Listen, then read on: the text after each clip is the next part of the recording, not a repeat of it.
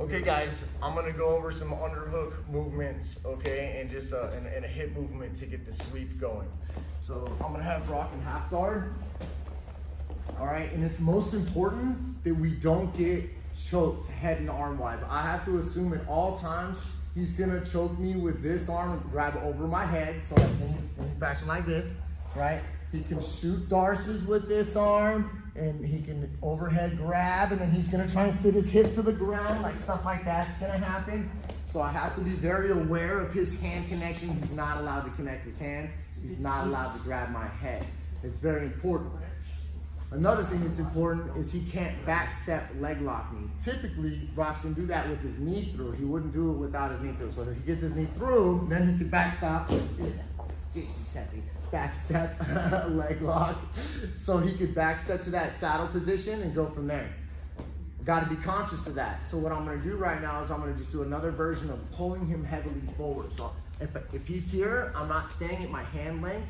He can fight inside space for that, and he could win grip fighting. I literally go clinch him, and I have my elbow inside of my knee, and I'm 2 fingers inside of his armpit and pulling down.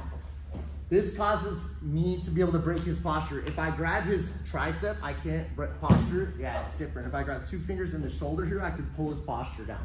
Also, if he drives into me, I can elbow up into his neck as a counter push with this hand in his shoulder. I can push up on his neck, okay? My elbow on his arm is controlled by my forearms, not my hands. This is where he wins the hand fight stuff. It's like this. So my palms are not on the biceps, or on the triceps, and I'm spreading my elbow. I'd like to have my elbow closer to the ground, okay, so that he can't pummel inside. If I have my elbow up, this is where he's able to start to pummel inside. I can still, he pummels his arm in, I can still lift my elbow up to his chest, okay? So I can still lift up to the chest, but I'd rather have the elbow down on the ground like this. I kick up to get my underhook, and I come up nice and tall right here, and I'm still hanging on his arm, okay? And my arm's around his butt, okay? And then I'll go underneath and grab. I will not go from here, drop down, and then grab. I'm going to stay up in his face, grab, and then I'm gonna pull real hard. So I pull him forward, I let his knee slide through, hook, hook. Now I gotta bridge my hips.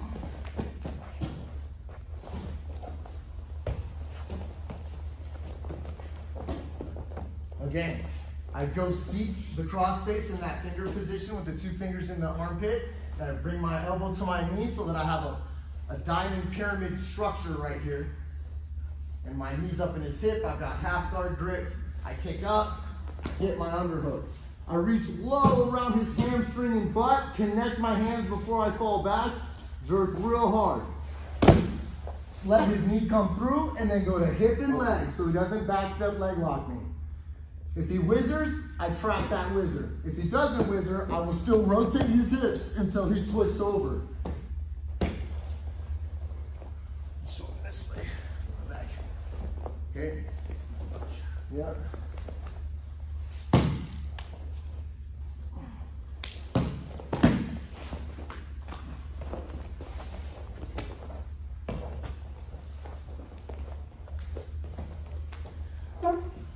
Come check us out. Come check us out.